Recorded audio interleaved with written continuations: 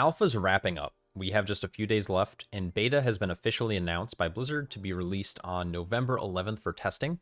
And this is going to be open to anyone who's opted in, who normally gets invites, and to anyone who pre-ordered Midnight, but I believe it's like the Epic Edition or whatever it ends up being.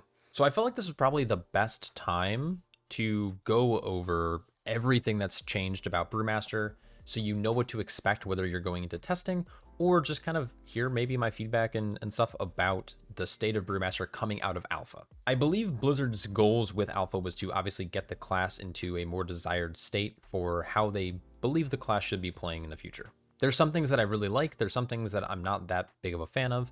I'm going to try to cover everything in this video, so feel free to use timestamps down below if you want to skip around. Now, I'm not going to lie, a lot of the stuff I've probably talked about, but my opinion on it may have changed over time or over the course of testing, or maybe some bugs have been fixed, etc. So yeah, this is just going to be a crazy rant deep dive about Brewmaster, so hopefully you guys enjoy. Starting off, I want to talk about everything that we are no longer going to have access to in Midnight. As most of you know, Blizzard is trying to do a pretty heavy pruning with a lot of the kind of class bloat, and this includes defensives, offensives, really weird, intricate buffs that have like weird synergies together where you have to have like crazy buff maintenance. They're trying to simplify the game, which I don't think is a bad thing. My general take on it is accessibility should be kind of the priority for any game. Obviously, there's a fine line to walk there, and I think some classes got the short end of the stick, like Resto Shaman and Fire Mage, I think are the biggest examples. I think Brewmaster's falling in a pretty good spot. Brewmaster's still going to have a fair bit of complexity going forward, albeit there's some things that are being removed or kind of walked back a little bit. But there's going to be a ton of skill expression with Brewmaster. It's still an incredibly fun tank to play from my testing so far on Alpha. So, you know, I would, before making any quick judgments about how a class is going to play, I would recommend trying to test it first or play it first. So Brewmaster going into Midnight is losing Diffuse Magic, Dampen Harm, Weapons of Order, and we're also losing a passive called Bounce Back. These are pretty big blows and blunders to the defensive capabilities of the Brewmaster. But what they're doing instead is they're baking a lot of your survivability into Stagger, the management of Stagger, and your healing, which is going to be contingent on damage. And I'll kind of get to all those soon. Now, it's also worth noting that we recently lost Zen Meditation as well in the War Within. Like recently in the War Within. So we are down basically 3.5 defensive buttons, half an offensive button with Weapons of Order. Bounce Back is a pretty sizable mitigation gain as a passive. We are also having Rising Sun Kick being removed, which is, I think, a more controversial loss because there's some people who really hated Rising Sun Kick, but then you have people like me who really liked Rising Sun Kick. Rising Sun Kick at its best was not only a sizable damage button, it was a energy conservation button. It also had some inner workings with defensive management, whether it was giving you increased elusive brawler stacks, spawning ox orbs, proccing Vivacious Vivification, for example. At its worst, it was just a filler button that people had to hit and they don't like. Now, however you viewed the button is really up to you. It's clearly subjective if you enjoyed hitting it or not. I think something they could have done, and this is just a total side rant, is actually, interesting enough, it's something that they did with Frost Mage. They made their Glacial Spike. It actually just turns their Frostbolt into Glacial Spike as part of their rotation on like roughly a set timer. And it would be interesting if they did something similar with Tiger Palm, where Tiger Palm after 4 casts or after 15 seconds, Tiger Palm turns into Rising Sun Kick, amplifying its damage, obviously, because it's now Rising Sun Kick. It maybe does double damage of Tiger Palm, but it still benefits from things like Face Palm and Counter-Strike.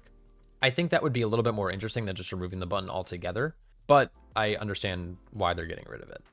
There's other things that they're removing, including things like Hit Scheme. Hit Scheme is a weird Blackout Kick Keg Smash amplifier where casting Blackout Kick based on the amount of targets you hit increases the damage of Keg Smash up to 40%. These types of modifiers I think are going away for the better. It makes tuning an absolute nightmare, I can only imagine, because not only are you trying to tune the ability properly, but then you're also assuming that those buffs are going to proc adequately enough to amplify the Keg Smash damage to where you want it to be hitting for. But there's obviously players who might Keg Smash back to back or whatever, or might not Blackout Kick the right target and that doesn't hit everything or whatever it might be. So I think removing those types of talents is actually going to be a good thing. On the better side, and things that I'm glad to see go, is Oxdance. Oxdance was a capstone node that had 2 terrible capstones, and it being kind of removed down to 1 is better. I do think they need to improve Oxdance. Is going to be kind of on my wish list section towards the end of the video. It's, as of right now, I cannot imagine a world where Oxdance is going to be played. But again, we'll see. Tuning has not yet happened yet, and it'll probably happen somewhere down the road throughout the beta cycle. Now, there's some other things that have been removed or replaced, but I think those were all the ones that I really wanted to mention. I now want to talk about certain things that they've adjusted, and I think this kind of hints at their design philosophy for the tank going forward. So the biggest complaint and the biggest one that's being changed is Blackout Combo. But before I talk about that, I want to mention the biggest change to Purified Chi being removed. So Celestial Brew and Celestial Infusion are now a flat amount. They are no longer based on your recently purified damage in the form of Purified Chi.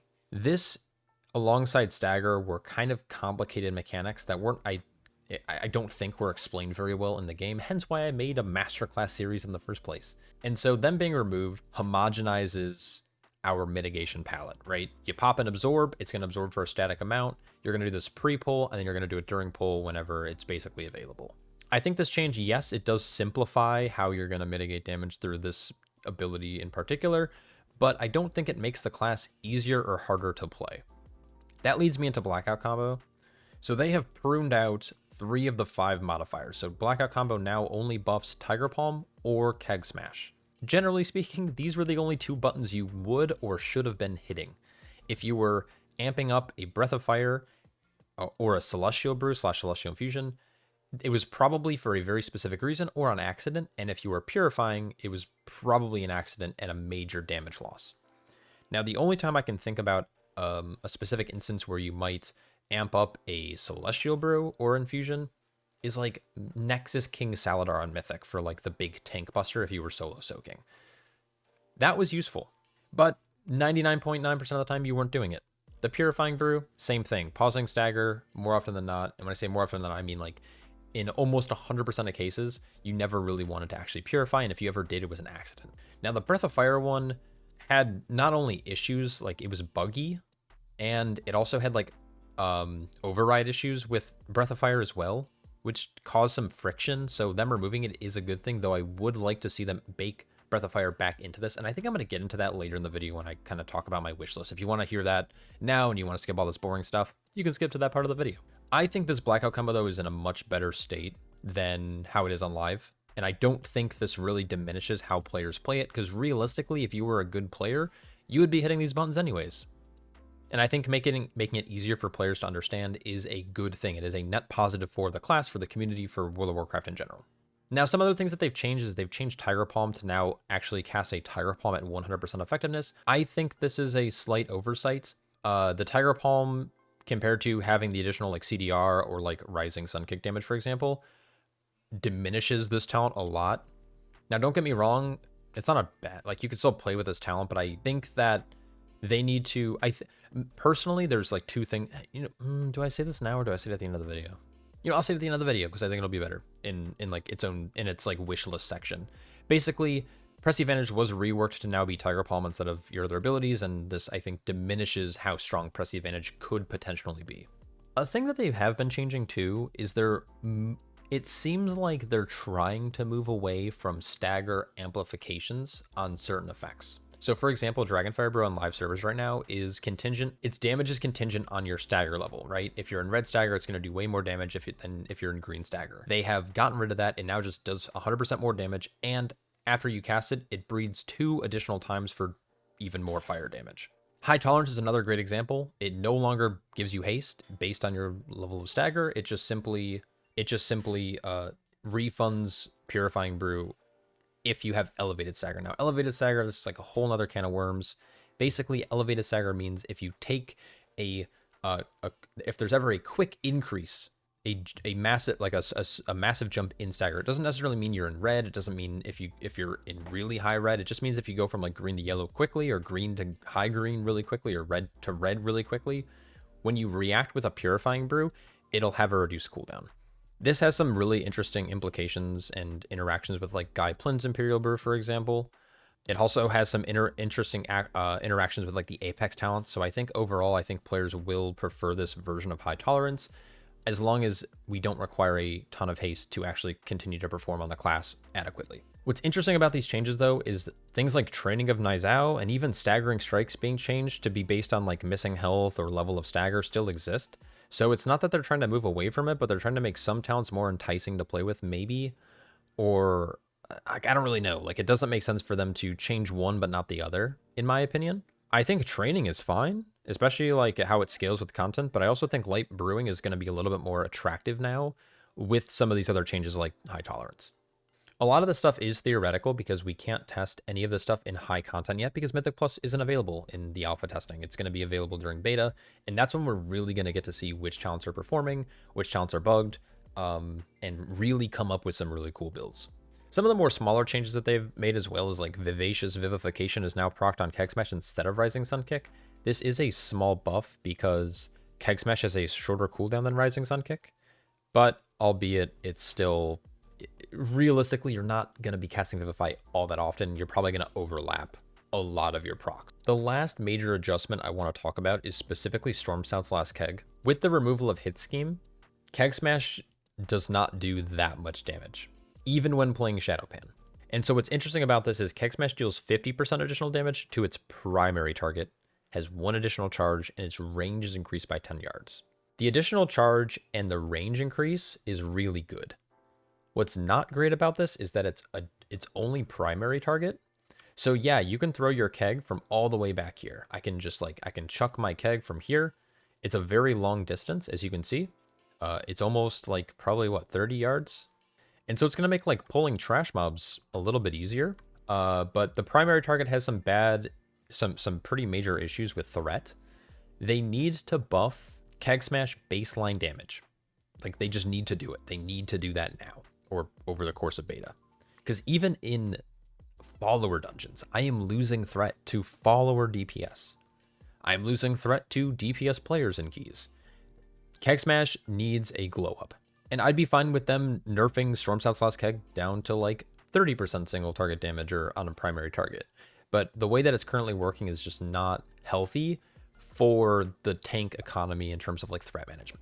Outside of that, everything else there's like not really any crazy adjustments in the tree. Most of the talents that you're going to see here that are still the same are still the same, which I guess kind of brings me into the next kind of talking point is what's new. Now, a lot of this stuff I've already talked about in previous videos, but I just want to kind of put it all in this video just in case people are watching it for the first time. Well, let's start with the class tree.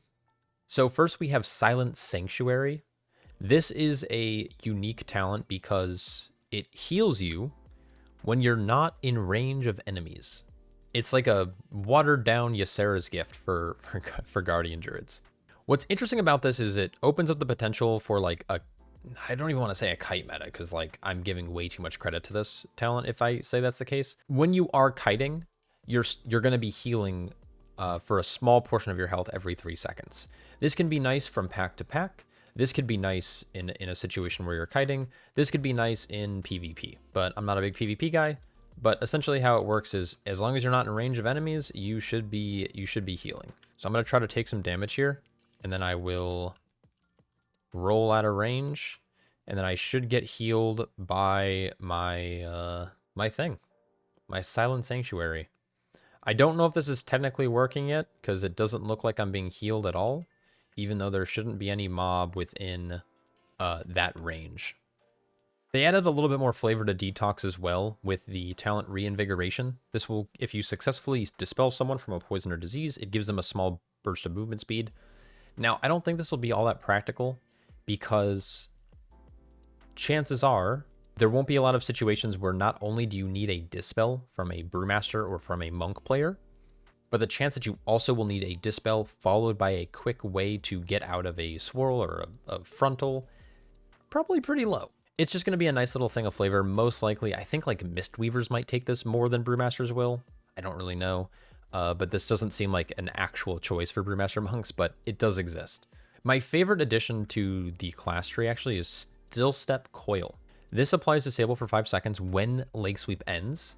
And if you don't know what Disable is, that's okay, because Disable is a super unplayed talent in the class tree, which shares a choice node with Crashing Momentum. Now the reason most people don't play this is, first off, it costs energy, it only applies to one target, and a 50% slow is already applied via Special Delivery. So there's not really an incentive to play it. But what's nice about Still Step Coil is it applies a true disable, which means that if you read the tooltip here, duration refreshed by your melee attacks. This means that if you roll in Leg Sweep, once Leg Sweep expires, it's going to apply disable for 5 seconds. Then when we start using our combat abilities, like, Spinning Crane Kick and Keg Smash and Blackout Kick, disable is going to be extended back to a full 15-second duration. Now, this could be a bug. Blizzard might not actually intend this to be a thing, but it's a nice way to AoE apply disable a 50% slow without needing to play Special Delivery or without requiring mobs to be hit by Special Delivery to apply the effect. I think this is really cool for tanks. It's probably going to be a little bit stronger for like PvP, but a nice little talent and a nice addition to how powerful Leg Sweep is already. The last talent that we saw added recently in the most latest build is a thing called Chi Transfer. Now this is replacing the bounce back node, and it causes Touch of Death to heal you for 50% of the damage it deals. Now the problem that I have with this is that they're trying to make Touch of Death like really strong for Brewmaster or for monks in general. The problem is Touch of Death's already really good. So when you use Touch of Death, it reduces your delayed stagger by 200% of the damage you deal with it. So worst case scenario, it is a full 100% stagger clear. Best case scenario, it's removing like fucking 300% stagger clear if you actually kill a mob with it. So it's already good there. And not only can you use it on mobs below 15% health to get the 100% clear, it's also giving you a damage increase, and it's having a reduced cooldown by 1.5 minutes. So now the fact that it heals you is even better, but the heal is going to be pretty small if you're playing Improved, because if you use it on Improved and you don't actually kill the mob, the 50% heal only ends up being like 15% or 17% of your max health, which is pretty tiny and has a decent prospect to potentially overheal a fair bit. So not a huge fan of this talent. We might end up playing it anyways, but most likely you're better off putting it into like just other nodes. Now moving into the spec tree, we have a lot of new additions. The biggest one that I think people are excited about are, well, there's a couple of interesting things going on here. So first things first, we have Celestial Flame. I'm not going to show you exactly how it works because I don't feel like it. The big one is when you're playing Rushing Jade Wind, you have a 30% chance upon drinking any of your brews to proc a buff for 6 seconds called Celestial Flame. So I'm going to drink Celestial Brew here. That didn't proc. And then I drank this. So 6 seconds. So when I pop Rushing Jade Wind, it's going to turn into a Fire Tornado instead, dealing fire damage. Now, a big kind of concern, or I guess criticism, is that when you do end up using this, it's going to deal fire damage instead of dealing physical damage. There we go. Words are hard. Now, the problem with physical damage is kind of nerfed based on their armor. So the more armor something has, the less damage you're going to deal to it with physical attacks. So when you inevitably do proc the Celestial Flame, you're going to do about 20, it depends on the targets, honestly, but you're going to deal a fair bit of increased damage with Celestial Flame.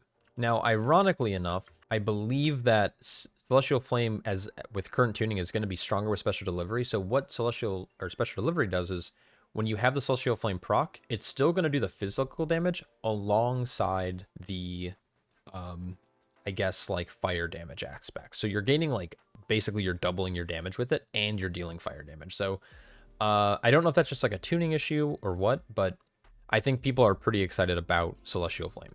Because of this talent, they're going pretty hard into the fire damage of the Brewmaster Monk, the Shado-pan, the Master of Harmony, whatever it might be, where you have a new talent called Vital Flame, which heals you for 50% of all fire and nature damage dealt by your spells and abilities. Presumably, that means whenever you do get a Celestial Flame proc, your next Special Delivery keg that lands, or your Rushing Jade Wind being active, is going to leech 50% of the damage it's dealing back onto you, healing you, and this coincides really nice with how Staggered deals damage to the Brewmaster Monk. So I really like this direction. Now they're going pretty hard into the fire aspect, right? We have Breath of Fire, we have ways to reset Breath of Fire, we also have Dragonfire Brew, which I've already kind of talked about, got buffed pretty significantly, and we have the Capstone, for Exploding Keg, which causes your keg smashes, your next 2 keg smashes after casting Exploding Keg, to summon whirls of flames that deal actually pretty sizable damage. So if we come back over here, let me move this to the side, I throw an Exploding Keg, and then I throw down my keg smash, you're going to see that this, oh my god, this thing starts ripping. So you're going to see that it's hitting for like 3,600 each time it hits a mob, which is pretty crazy, which means that we're healing for half of this. So every time you Exploding Keg, you're going to get a burst of healing. And then when you keg smash after that, it's going to feel like kind of like Keg of the Heavens. I know that's a trigger word for a lot of Brewmaster players. You're going to get a bunch of healing from that damage, which again, I just think is so sick. And I think it's very thematic to how at least Shado-pan works. I said this on the stream the other day, but I feel like every Shado-pan quest in existence has you throwing oil on enemies and then burning them alive. Like that's what Shado-pan monks do. Now, additionally to this, Keg Volley also can be ran to reset Keg Smash, which then resets Breath of Fire, which means you can Breath of Fire more. So there's some interesting interactions with Keg Volley. Is this going to be a played talent? Maybe not, because it does actually impact our resource economy pretty heavily when you get additional casts of Keg Smash. That means you're depleting energy faster, which means you either need more haste or you need something to allocate. Basically, you need breaths inside of your rotation to allow you to regain energy to consistently cast Tiger Palm and Exploding Keg. Or not Exploding Keg, Keg Smash. Now, one other new talent they added was Empty the Cellar. Exploding Keg can be reactivated within 20 seconds to throw 5 additional kegs, which also gives you cooldown reduction. Now, this talent is currently bugged. It prioritizes mobs that you're not in combat with. But if I throw Exploding Keg and then I reactivate this button called Empty the Cellar, it's going to start just chucking these kegs. But as you can see, it kind of like threw 2 way over here for no fucking reason. Currently, not the greatest, but it is cool. It's thematic, CDR, it's all good. It does fizz dam instead of fire, so if you're going for like more of a physical build, you would be able to maybe drop, Salad. You can maybe even drop Breath of Fire, even though you're probably going to want to play it. But then all of a sudden now your points kind of open up a bit. Some other things that are worth probably notable mention is next to Vital Flame, it's a choice node, you have Awakened Spirit, which allows your Purifying Brew to give you a small absorb that absorbs the staggered damage over time that you'd be taking every time you purify. It's a 50% DR on your stagger, basically. It's pretty cool. Now, unfortunately, it's a little bugged, at least from the last time I've tested it. It currently doesn't display an amount, and it doesn't look like it's actually delaying any damage. But once we have details and once maybe it's fixed, we'll have a better understanding about how much damage it's actually mitigating. And there's a world where you don't play Celestial Flame and you don't play Breath of Fire or Dragonfire Brew or even Fuel on the Fire, and you just like play a pure physical purification stagger mitigation build. And then lastly, there is a pretty interesting talent called Heart of the Ox, which has a ton of value for being a single point node. It just gives you 5% mastery, and then it's doubling that effect while you have your Black Ox active. Now, unfortunately, you no longer get free procs of your cow, but when you do activate this, you're going to gain essentially just 10% flat mastery, which means 10% flat attack power. Attack power is the modifier on most of your abilities, especially things like Celestial Brew, and mastery also gives you increased dodge chance. So all in all, pretty good node. The last thing I didn't mention is Jade Flash. I don't like Jade Flash. There are some things I want them to fix about Jade Flash. Currently, it does like no damage. So all it's doing is it's adding a cooldown to your Crackling Jade Lightning, and now has a 1 minute cooldown. It costs energy, but what it does is it does nature damage over 0.9 seconds, and it hits 5 enemies now. So it could be a tool to pull mobs with, but realistically, you're just going to use Keg Smash anyways. But this is what it looks like. It does damage very fast, but as you can see, if you just like start adding these up, it like, I swear to God, like Keg Smash does, look at this. 1 Keg Smash did all of this damage.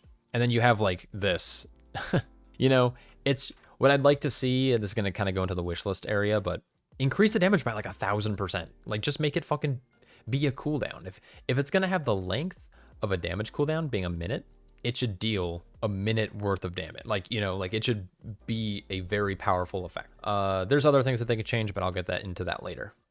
Now at this point, I've probably cropped down the video a fair bits with a lot of like pauses and shit, but we're like 30 minutes into recording. So let me talk about the hero talents now. No, you know what? Before that, let's talk Apex talents. Now, I plan on doing a more full in-depth video about my general take about Apex talents, but I want to specifically address the Brewmaster talents here. So the major issue that I'm having is that Apex talents are meant to be out-of-the-box feature. alongside player housing, obviously like the new zones and shit and playable Harrowneer. Apex talents are up alongside the prey, the new zones, the dungeons, the raids, the player housing. You know, like it's supposed to be important, at least for the first patch or the first whatever, right?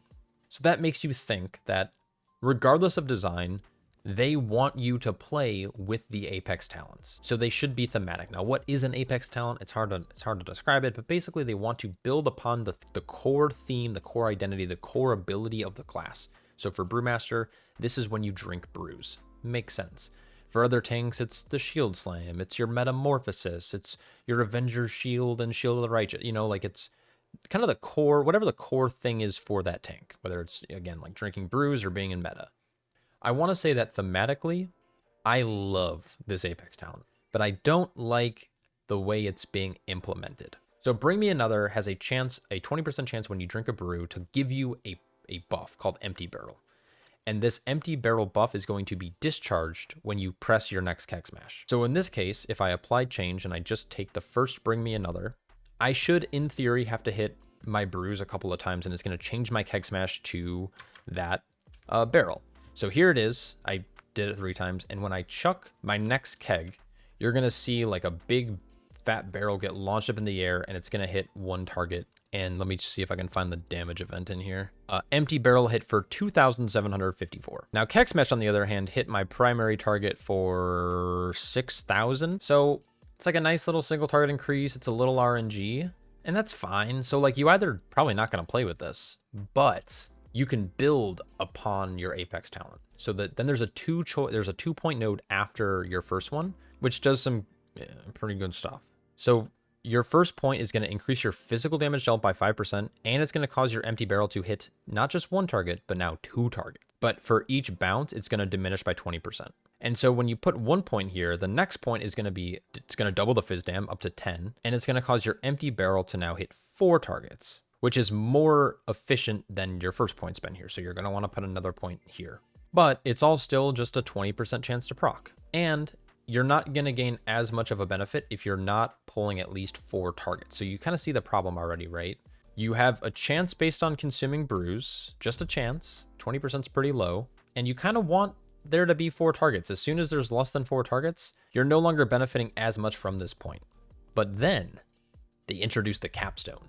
When you cast Fort Brew or Celestial Brew, you tap a fresh keg, granting yourself and 2 nearby allies a refreshing drink and leaving you with an empty barrel. So now you have a controlled buff that also heals you and 2 other party members for 53k over 8 seconds. So 150,000 heal every time you cast Celestial Brew. And whenever you have 20% chance on proc. So the interesting thing about this is there's like a little bit of a gameplay like min-max. Like you don't want to press Celestial Brew if you're like purify. Like if you, once you purify, you don't want to necessarily pop Celestial Brew if your Purifying Brew gave you a proc, right? Because you want to be able to use that empty barrel before controlling the proc of the empty barrel. But this also means that you're going to be healing your allies a ton, but it's once they take damage. And so then there's this like weird thing. It's like, yeah, maybe on rod fights, this is really good, but on like some dungeons, someone might not take group damage for like 40 seconds. And then all of a sudden it's like, well, then you're wasting the refreshing drink, but you want the control. And maybe you're in a dungeon where you are constantly pulling more than a couple targets, but then it's like, well, what happens when you're in raid and you're only fighting a single target? And so it feels like the Apex talent's kind of like working against itself in some ways. And as soon as you start putting Apex talents here, you're taking away from your talent tree, like your spec tree, where your class tree and your hero talent tree is gaining points to spend. Your spec tree is like, well, you get to play with an Apex talent, which we're going to overtune most likely because it's the new feature, or you can choose not to and have like the points, but that's probably going to be worse. But it really depends. It's going to come down to tuning. And so that's like my major gripe is like, it's kind of working against itself. It also feels like it benefits Shado-pan more because of the physical damage increase, where things like Shado-pan affects specifically like Blackout Kick, your energy spenders, stuff like that. Like that's all physical based. And so it feels one-sided. And so, yeah, I don't really know what to make of this yet. I don't know if they're going to end up reworking this. I'd like to see, I mean, it was essentially just be like a 10% damage champ, but if they were like your physical and fire damage, or your fire and nature is increased by 10%, or your physical fire and nature are increased by 3, whatever, right? Like, I feel like it can be more inclusive with the other hero talent and with other talents in your build. So yeah, I don't know. I'm gonna kind of cut it here. That's the Apex talent. I don't know how I feel about it. Let me know though down below. So let's talk about Shado-pan, and then we'll talk about the other hero talent, Master of Harmony. So Shado-pan actually probably got more changes than Master of Harmony, and there's a couple of issues with the tree that I'll point out, and it's mostly bugs and probably because it's like not fully fleshed out and designed yet. But what they've done is they've reworked Flurry Strikes, which is our first ability we gain from being in the hero talent, and they reworked Wisdom on the Wall. So first things first, as you might have noticed up to this point, Flurry Strikes no longer triggers on energy expenditure. It triggers whenever you cast Keg Smash. So what this, you could see this as a good or bad thing, but essentially what ends up happening is now the visual clutter is kind of crazy. Like you're going to see Flurry Strikes proccing all the time when you're playing this hero talent, which I think some people might find annoying, which I totally get. Seeing these fly out all the time can get a little annoying, as you can see. Like it's every 6 to 8 seconds, I'm just gonna fucking start flurrying it up.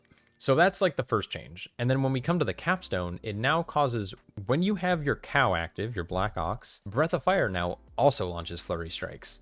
So the issue with this is, if you thought it was already cluttered, once I activate my cow, I'm now going to like Keg Smash it's going to proc, I'm going to Breath it's going to proc, I'm going to Keg it's going to proc, I'm going to Breath it's going to proc, I'm then going to reset with this, then I'm going to pop another Keg Smash into a Breath, into a Keg, into a Breath, and Flurry Strikes just don't stop. Now, some people might really like this, and that's fine if you do, but I'm just trying to like point it out. It's a lot. It's a lot of Flurry Strikes going like crazy, and that's it. The main issue that I have with this change is that it incentivizes you to not only play Breath, but also you have to play South Alabama Strength to get resets because it only makes sense. And then it also requires you to play Invoke, which is on the far right side of the tree compared to the talents that you want to take. They're on the left-hand side. Then you have to play the Capstone to get Keg Smash resets to benefit cells. You know, like there's just fucking like rap god out here. There's a split talent tree decision you have to make, or like you not even have to make, but it's kind of being made for you in a way, which feels kind of bad. It's not like you can't get, like you can still get everything you want if you drop Apex talents, but it makes it feel very one-dimensional, is I guess is like what it kind of comes down to. Now, what I like about the change to Wisdom of the Wall is I think the debuff or buff management was a little annoying and it was a little RNG, right? Like, oh man, I got a mastery proc, like it gave me 1% mastery. We are losing defensive value from this change because we are gaining like verse, crit, and mastery from Wisdom of the Wall, but it's also like a little less headache inducing. You no longer need a weak aura to track it. They also baked the shadow damage into Shadow over the Battlefield, which was recently reworked to do nature damage, which again, awesome. And so that's why when I am Keg Smashing here, you're seeing all of these numbers. Like this is Keg Smash hitting, Flurry Strikes hitting, and it's causing the nature damage proc. So even just one cast of Keg Smash did all of this damage. Keg Smash hit 4 or 5 targets, then Flurry Strikes is hitting for physical damage, and the nature damage is cleaving on everything. And then it procced Righteous Fire, which I don't even know what the fuck this is. I'm also using an intellect weapon. I'm so fucking dumb. Dude, I've been testing dungeons, questing. How long have I been? Okay, anyways. Yeah, one cast of Keg Smash is doing all of this, and then that kind of brings me back to the kind of like cool point is that Vital Flame heals you for fire and nature damage. So you have this like really cool leech element where it's incentivizing you to make sure and you maintain these nature and damage and like fire and nature damage spells. I think this is all really cool on paper. I can't believe I was using a fucking intellect weapon. That makes so much sense. Like I'm looking back at everything I've been testing lately and I'm just like, holy shit. Anyways, so Shado-pan basically got not only Shadow over the Battlefield, which is just the Wisdom of the Wall kind of stripped, the fun element of the old Wisdom of the Wall stripped out, put into its own talents, and then they added the tier set from Season 3. So Stand Ready causes your Black Ox when it's summoned to grant you an independent 10-stack Flurry Strikes, which is discharged on your next attack. Now, the one that isn't working is Weapons of the Wall. It increases your flurry charge generation by 50%, which I think is fine. Like, even that by itself is good, because it means that every time you Keg Smash, you're going to accumulate more charges before your next Keg Smash, which means you're capping it out every single time, which means that your Flurry Strike is going to hit hard. The thing that doesn't work right now is the Flurry Strike activates every 150 energy spent during the Black Ox. Now, the problem with this is, first off, Flurry Strikes is no longer contingent on energy expenditure. The other issue with this is that it just doesn't work. Even if it was intended, let's say I pop the Black Ox right now. Now, I should be able to just spam Tiger Palm, and my Flurry Strike should eventually discharge. right? I've already spent plenty of energy. I just Tiger Palm like 6 times. It's just not spending. So that means maybe the talent's bugged, but chances are I don't think it's meant to work like this. And I think this is like almost like a placeholder. Is that true? I don't know. We're going to have to see. But to me, it feels like the flurry charge generation is supposed to be part of it. They might have just baked in the energy spent because it just makes sense for now. Like they just baked it in. They're like, here, like just a placeholder. Not sure if this is going to get changed or updated in any meaningful way, but it's currently not working, assuming that it would work like this. Now, nothing else has changed too much. They made Vigilant Watch and Veteran's Eye a little bit more static. So it's just, here's 5% haste and here's additional crit damage. It's no longer like amplifying your flurry strikes. It's no longer like having this like fluctuating haste value. Again, I think this is all fine. Like no one's really tracking. If you're tracking Veteran's Eye, you're a psychopath. Obviously, efficient training was reworked because it's clearly Weapons of Order is gone. It's now going to reduce the Black Ox. Black Ox is getting knocked down to like a minute 30, minute 40 CD. It's fine. It's shorter. Like, you know, it's fine. It's whatever. And then like things like Against All Odds, it's just flat. Your agility is increased by 4%. Before it would, if it worked like how it did now, it means we would pretty much have a consistent 20% agility buff. So this is just averaging out what players should have between flurry strike sets. So instead of getting amps up to 10 or even 20% agility, 4% agility, you're good. That's it. Now, the last thing that was kind of reworked, which is interesting, is this choice node here. It no longer is a healing amplifier, but instead it's a cooldown. Not a cooldown, sorry, like a movement speed. So you either get a reduced cooldown on a roll, which essentially cancels out the lighter and air penalty, or you have this really cool thing called Initiator's Edge, which is when you enter combat, you gain a movement speed increase. So I'm just vibing. I'm, you know, not in combat. And then when I like throw a keg, all of a sudden I have a sprint. And this sprint is like super, super nice for probably, you know, gathering mobs at the start of a pull, initiating combat. I think this is such a good talent. Like, I don't really care too much about the reduced roll cooldown. Having the Initiator's Edge is going to feel like a lot better, I think. But again, this is like subjective.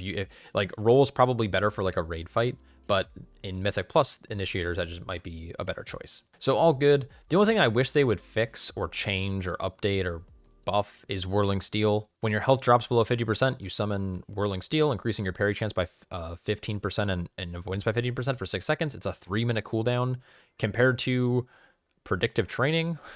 I mean, so Shado-pan's mostly fleshed out. Besides me wanting a buff to Whirling Steel and obviously Weapons of the Wall not being super great, I think it's pretty good. Let's swap over to Master of Harmony and check out what's going on here. So because we're level 90, we get all of our points. Nothing has changed too much here. The big change you're going to notice first is with Overwhelming Force. Obviously with the removal of Rising Sun Kick, it no longer exists in here. That's also probably why they updated Press the Advantage to be Tiger Palm, so you can actually proc Overwhelming Force from that.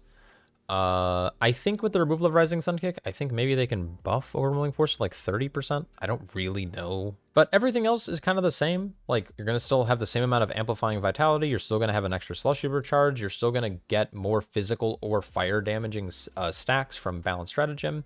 Mantra of Purity, you're still going to remove more Stagger, which is just good. I don't know. But the 3 new talents they added, surprise, surprise, they're just some of them are the tier sets from this current season of the War Within. Harmonic Surge is making a return.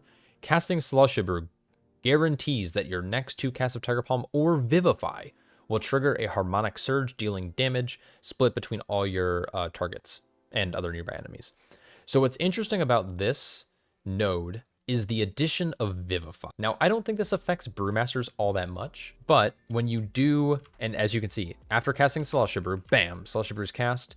My next cast of Tiger Palm or Vivify is going to proc, as you can see, that kind of like that healing effect. I'm not in combat with anything, so it's only going to heal here. Boom. There's the additional healing going out, and yeah, healing mobs. So what's also interesting is they added potential energy, but they reworked it. Instead of it's based on like gaining vitality or whatever, it's casting Keg Smash guarantees that your next cast of Tiger Palm or Vivify will cast Harmonic Surge. So when you get into combat here, every time you Keg Smash, your Tiger Palm becomes a lot more powerful. So Keg Smashing and Slushy Brew means you're going to be gaining stacks pretty aggressively, to the point where like it's kind of hard to not overcap because your energy economy is going to be kind of down bad. So I'm interested to see how this ends up playing out. This is going to be more of a thing where we have to see it in Mythic Plus testing, but you're going to be gaining a lot of these procs, which means more potential off healing for your group, more potential single target damage. Pretty good. And in theory, it does nature damage. So it should heal you from Vital Flame, except from my testing in Mythic, or like in Dungeon so far, it's not healing you based on the Harmonic Surge damage, which is kind of problematic because that's kind of the enticing part about Vital Flame. And then finally, we have Zenith. Now this isn't not to be confused with the Windwalker ability. So Blackout combo, it increases the Tiger Palm damage by 50% and causes Keg Smash to also add another second. So basically it's increasing the effects of this by 50%. That's pretty fucking good. That means in like best case scenarios, when you're affected by Facepalm and Counter-Strike and Blackout combo, your Tiger Palms, I'm not going to have obviously access to Counter-Strike here, but your Tiger Palms are going to hit for a lot. That seemed pretty low actually. Bang. So that means, let's say we had Counter-Strike, so another 100% on this. So that's going to be, I'm dumb. Like that's like almost 8,000. And then if it crits, it's 16,000. Like that's fucking insane. And then obviously like Harmonic Surge, as you can see here, is like doing infinite damage. Wait, why is it doing so much? That seems crazy, right? Like, am I crazy? Harmonic Surge is like just fucking ripping. Also, I'm so dumb. I moved my fucking thing off the screen. Oh no. There we go. All right, we figured it out. Okay. So yeah. Now, the Press the Advantage one is interesting because nature damage dealt with your main hand auto attacks increased by 50%, and now they reduce your cooldown of your brews by an additional 0.25 seconds. Now, I still have a lot of complaints about Press the Advantage. I think there's a couple things they need to change with this. I think opening up the ability to use dual wielding for faster attacks, so changing it from instead of main hand auto attacks to just having successful melee attacks, would make this a little bit more enticing. I also think that the 10 stack attack should either be like Keg Smash again, like it used to be. Obviously, Rising Sun Kick no longer exists, or it should be like Tiger Palm at like 500% effectiveness. Like it should reward you for basically sitting on Tiger Palm to be able to discharge all of that. The problem with this too is that you're going to get to 6 stacks so fast during combat before you can actually expel them. So if we play with Press the Advantage, and I'm going to try to point this out because I've had people ask me even after I try to explain it. Maybe I can try to explain it better here. Now, as you're in combat, you're going to gain potential energy stacks every time you Keg Smash and every time you cast Celestial Brew. So I am now at 4 stacks, right? I'm going to Keg Smash again. I'm now at 5 stacks. Once let's say I cast Celestial Brew again, I should be at 7, but I'm only at 6. Then I'm going to Keg Smash again. I should be at 8, which is crazy high. And then I'm going to be technically I would be at 9 here. And I'm still only at 8 stacks of Press the Advantage. So now I'm going to be probably at 10. And so now I've wasted 4 stacks of potential energy. And it took that long for it to proc. And on top of that, as you can see here, it's not discharging all of the stacks like it was previously. It only discharged as if I had 1 stack of potential energy. Actually, it did only discharge 1 stack of potential energy, which means you're never going to actually be able to use these 2 talents, which is pretty terrible. And so this, to me at least, seems like a bug because it's not how it currently works on live. And so they're probably going to change it to discharge all of them. But the problem is you're going way above 6 stacks in theory, but because it caps at 6, it doesn't matter because you're only ever going to be at 6 stacks. So Master of Harmony to me seems like it's not working as intended, even though Shado-pan also has its own issues.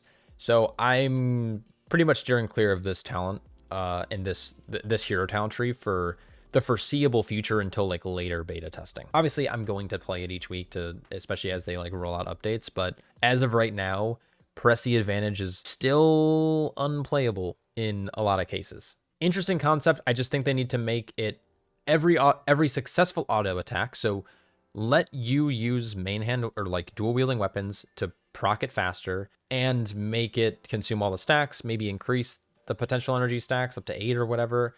And yeah, again, there's these kind of like, it's like butting heads It's the class is working against itself with some of these talents. So I've pointed out most of the bugs, I think, while talking about this. There's obviously the bug with Zenith. There is the Shado-pan bug with Weapons of the Wall. The other major, it's not even a major bug, but when you read Heart of the Ox, it increases your mastery by 5%, doubled while Ox is active. Now, if I change this, you can see I'm at 21% mastery. I should go down to 16, right? Because I'm no longer going to have the talent. Boom, 16. Makes sense. I'm gaining 5% mastery. But now, let's change this talent back. You'll notice I'm going to go up to 21. Now let's summon the Black Ox. I should go up to 26, right? Nope, 25. So it's giving us, it's not even like, it's not quite doubling it. It's giving us like 4% extra instead of the 5% extra that we should be gaining. And yeah. There's also a couple of nature and or fire abilities that are not proccing Vital Flame. I think there's a bug with Awakening Spirit as well, not giving us Absorb for the Celestial Brew. Empty the Cellar. I don't remember if I talked about it, but what it's prioritizing mobs that you're not in combat with, which is obviously a big problem in something like Mythic Plus or in, whatchamacallit, like even world questing and stuff. If you throw down an Exploding Keg and then you activate the ability, you're going to notice it's going to throw the kegs to the mobs behind me. Yep, there it is. And then it's like these random 2 mobs that are 40 yards away that, like, it's only far enough to Crackling Jade. These got pulled somehow. So it's like, that's a pretty bad, a pretty massive bug. I'm trying to think off the top of my head if there's anything else that's not quite working. Again, a lot of the bugs that I end up like kind of falling over or like looking at ends up happening in beta when things are a little bit more fleshed out. Like it's this clearly it's going to, there's going to be bugs. We're just hoping that they're all fleshed out by the time the game goes live. So quick little wish list. I want to recap some of the wishful thinking, the wish list I kind of talked about throughout the video, but just to kind of recap, I would love for them to take a look at Rising Sun Kick once again and potentially add it back to the kit. And that's not to say I want a separate button that's called Rising Sun Kick, but I think that there's one class that actually did this really well, and I'm going to log over and show you.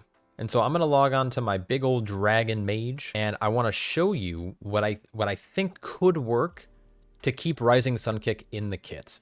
So the way that Frost Mage is currently playing, if you're playing Glacial Spike, if you're not familiar with Glacial Spike, it is what happens, it's your big damn button. And it happens when you accumulate enough icicles. And your icicles you accumulate by doing, like, essentially, let's say spamming Frostbolt.